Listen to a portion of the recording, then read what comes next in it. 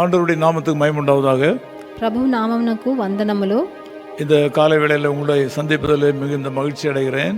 ఈ ప్రొద్దుట వేళ మిమ్మల్ని అందరినీ చూసేందుకు చాలా సంతోషపడుతున్నాను. கடந்த இரவில் கர்த்தர் நம்ம கொடுத்த சுகத்திற்காக அவருக்கு நன்றி செலுத்துவோம். నిన్న రాత్రంతా మనల్ని కాపాడాడు, అందుకని వందనములు. இந்த காலை வேளையில் ஆண்டவர் நமக்கு ஒரு வாக்குத்தத்த வார்த்தையை கொடுக்கிறார். ఈ రోజు పొద్దుట వేళ మనకు ఒక వాగ్దానం చేస్తున్నాడు. ஏசாயா தீர்க்கதரிசியின் புஸ்தகம் 3ஆம் அதிகாரம் 10ஆம் வசனம். యెషయా గ్రంథం 3వ అధికారంలో 10వ వచనంలో, உங்களுக்கு நன்மை உண்டாகும், మీకు మేలు కలుగును, உங்களுக்கு நன்மை உண்டாகும் என்று ஆண்டவர் சொல்கிறார். మీకు మేలు కలుగునని దేవుడు చెప్తున్నాడు. இது தேவனுடைய வார்த்தையாக இருக்கிறது. ఇది దేవుడి వచనమై ఉన్నది. இதற்கு முந்தின வசனங்களை நான் படிக்கும்போது ఈ ముందు వచనం చదివేటప్పుడు ஒரு கூட்டம் மக்கள் தங்கள் துர்ச்செய்திகளினாலும் செயலினாலும் தங்களுக்கு தீமையை வருவித்துக் கொண்டார்கள். దీని ముందు వచనం చదివినప్పుడు కొంతమంది వాళ్ళ చెడ్డ కార్యాల వల్ల వాళ్ళ చెడ్డ పేరు తెచ్చుకున్నారు.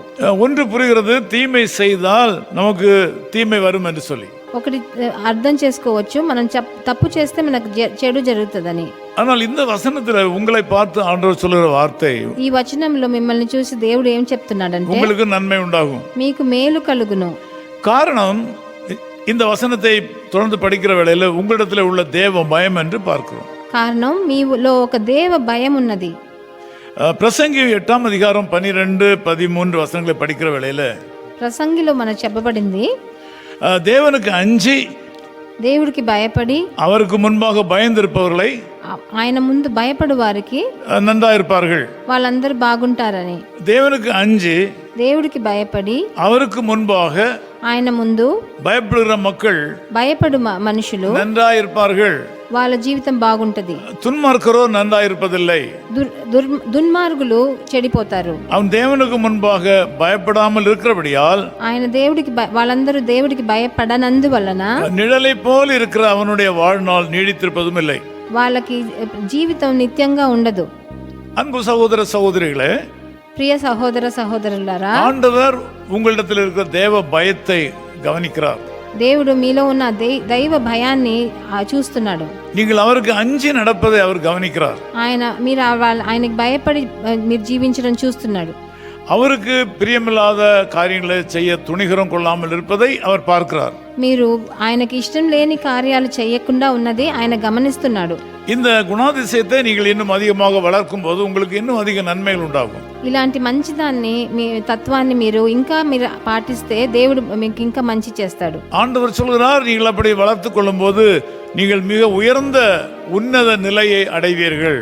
మీరు ఇలా మీలో ఉన్న మంచిని పెంచేటప్పుడు ఇంకా మంచి హెచ్చైన స్థానంలో మీరు పెరుగుతారని. எந்த உன்னத நிலையை அடைவதற்கும் நாம் ஒரு பெரிய கிரயத்தை கொடுக்க வேண்டியதா இருக்கிறது. ఏ హెచ్చైన స్థానానికి వెళ్ళాలన్నా మన చేతిలోంచి మనం ఏమైనా ఇవ్వవలసి ఉన్నది. இந்த காலவேளையில நீங்கள் கிரயம் கொடாமல் ஆசீர்வாதங்களை பெற்றுக்கொள்ள இயலாது என்பதை அறிய வேண்டும். మీరు ఏ త్యాగం చేయకుండా మీకు మంచి జరగడం కష్టం. அநேக நேரங்களில் நாம் அதிகமாக விரும்புகிற ஒன்றை ஆண்டவர் விரும்புகிறார். మనం ఏది ఎక్కువగా మనం ప్రేమిస్తున్నామో దానే దేవుడు కూడా ఆశిస్తాడు. அவருடைய காணியாட்சிக்கு வெளியே இருக்கிற காரியங்களை நாம் விரும்பும் போது அவற்றை விட்டுவிட சொல்கிறார்.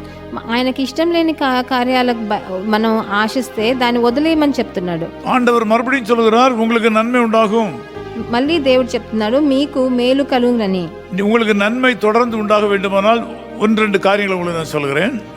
మీకు మేలు జరుగుతూనే ఉండాలంటే మీకు కొన్ని విషయాలు చెప్తాను. முதலாவது, அதிகாலையில் எழுந்து ஆண்டவரோடு கூட உறவாட வேண்டும். మీరు పొద్దుటే లెగిసి ఆయనతో మీరు సంబంధం ఉంచుకోవాలి. கூடுமான வரையில் முழங்காலில் நின்று வாயினால் அவரிடத்திலே ஜெபம் பண்ண வேண்டும். మీరు వీలైతే మీ మోకాళ్ళ మీద నుండి ఆయనకి ప్రార్థన చేయాలి. அப்படி ஜெபம் பண்ணும்போது ஆண்டவர் உங்களுக்கு அற்புதம் செய்வார். అలా చేసినప్పుడు మీకు దేవుడు అద్భుతాలు చేస్తాడు. வாழ்க்கையின் முதல் பகுதி ஆண்டவர் கொடுக்க வேண்டும். ఒక రోజు ముందు అన్నిటికంతా ముందు ఆయనకే మీరు ఇవ్వాలి. இரண்டாவதாக, இந்த ஆசீர்வாதம் உங்கள் தலைமையில் நிலைத்து நிற்பதற்கு நீங்கள் ஆண்டவரிடத்தில் ஊக்கமாக ஜெபிப்பதோடு கூட அவருடைய வார்த்தைகளை வாசிக்க வேண்டும். మీరు ఈ ఆశీర్వాదం మీరు నెలకొండి ఉండాలంటే ఆయన వచనం మీరు శ్రద్ధగా చదవాలి. நீங்கள் வேதத்தை வாசிக்க வாசிக்க ஆண்டவர் உங்கள் மனக்கண்களை திறப்பார். మీరు పరిశుద్ధ గ్రంథం చదివి మీ కళ్ళను, మీ మనసు ఉన్న హృదయాన్ని కళ్ళలు ఆయన తెరుస్తారు. ஒரு ஊழியக்காரர் விதமாக சொன்னார், ఒక సేవకుడు ఇలా సెలవిచ్చాడు, உங்கள் வாழ்க்கையில் இருக்கிற கஷ்ட காலங்கள் வியாதிகள் நீங்க வேண்டுமானால் வேதத்தை அதிகமாக வாசித்துக் கொண்டே இருக்க வேண்டும் என்று. మీ కష్టాలు, మీకు కష్టకాలాలు, ఆపదలు వెళ్ళిపోవాలంటే మీరు పరిశుద్ధ గ్రంథాన్ని అధికంగా చదవవలసి ఉన్నది. மூன்றாவதாக உங்கள் வாழ்க்கையில நன்மை உண்டாக வேண்டும் என்று சொன்னால், మూడవదిగా మీ జీవితంలో మంచి జరగాలంటే நீங்கள் உங்கள் சபையோடும் உங்கள் சபை போதகரோடும் நெருங்கி ஐக்கியம் வைத்திருக்க வேண்டும். మీ సేవకుడితోనూ మీ సంఘంతోనూ మీరు మంచి సంబంధం ఉంచుకోవాలి. உங்கள் தொடர்பு உறுதியாக இருக்க வேண்டும். మీ సంబంధం దృఢంగా ఉండాలి. நீங்கள் ஆலயத்திற்கு சென்று சீக்கிரமாக அவரை ஆராதிக்க முற்பட வேண்டும். మీరు మీ సంఘానికి వెళ్ళి ఆయనను ఆరాధించవలసి ఉన్నది. ஆண்டவரை ஆராதிப்பதற்கு நீங்கள் சுணக்கம் காட்டாதபடி ஆராதிக்க வேண்டும். మీరు ఆలస్యం చేయకుండా ఆరాధనకి వెళ్ళాలి. உங்கள் முழு இருதயத்தோடும் முழு ஆத்மாவோடும் முழு பலத்தோடும் அவரை ஆராதிக்க வேண்டும். మీ సర్వశక్తితోనూ సర్వ బలంతోనూ ఆయనని ఆరాధన చేయాలి. நீங்கள் பொருளாதாரத்தில் ஆசீர்வதிக்கப்பட வேண்டுமானால் உங்களுடைய வருமானத்தில் எல்லாம் தசம பாகத்தை உங்கள் சபைக்கு நீங்கள் கொடுக்க வேண்டும். మీరు ఆర్థికంగా మీరు హెచ్చింపబడాలంటే మీ దశమ భాగాన్ని ఆయనకి ఇవ్వాలి.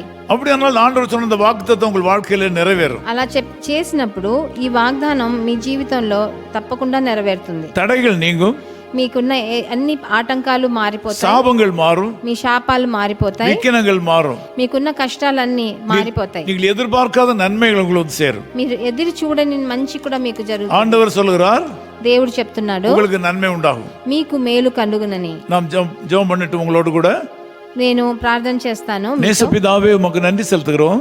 ప్రియ తండ్రి, మీకు వందనాలు చెల్లిస్తున్నాము. இந்த நாளில் காலை வேளையில இந்த அருமையான பிள்ளைகளோடு கூட சேர்ந்து ஜெபிக்கும்படி ஒரு வாய்ப்பு கொடுத்தீரே, உமக்கு நன்றி. ఈ ప్రొద్దుట వేళ ఈ ప్రియమైన పిల్లలతో కలిసి నన్ను ప్రార్థన చేసేదానికి తరుణం ఇచ్చారు, మీకు స్తోత్రం. இதோ சகோதரர்கள் ஒருமித்து வாசம் பண்ணுவது எவ்வளவு எத்தனை இன்பமானது என்று வேதம் சொல்லுகிறதே. వచనం చెప్తుంది, సహోదరులందరూ కలిసి మెలిసి ఉండడం ఎంత పెద్ద భాగ్యమని. நாங்கள் தூர இடங்களில் இருந்தாலும் ஆவியில ஒருமை போட்ட ஆளாக நாங்கள் ஜெபிக்கிறோம். మేము ఎక్కడెక్కడో ఉన్నా కూడా మా ఆత్మలో మేమందరం ఒకటై ఉన్నాము. இந்த தொடர்பில் இருக்கிற எல்லா மக்களையும் நீர் ஆசீர்வதியும். మాతో ఇప్పుడు సంబంధంలో ఉన్న వాళ్ళందరినీ మీరు ఆశీర్వదించండి. வாழ்க்கையின் தேவைகளை சந்திப்பீராக. వాళ్ళ జీవిత అక్కర్లన్నీ తీర్చండి. ஆச்சரியமான காரியங்கள் நடப்பதாக. ఆశ్చర్యమైన కార్యాలు చేయుదురుగా. அற்புதங்கள் நடப்பதாக. అద్భుతాలు చేయండి తండ్రి. இவை எல்லாவற்றையும் ஆண்டவராகிய இயேசு கிறிஸ்து நாமத்தில் வேண்டிக் கொள்கிறோம் பிதாவே. అన్నిటినీ ప్రభువైన యేసుక్రీస్తు నామమునందున వేడుకుంటున్నాము తండ్రి.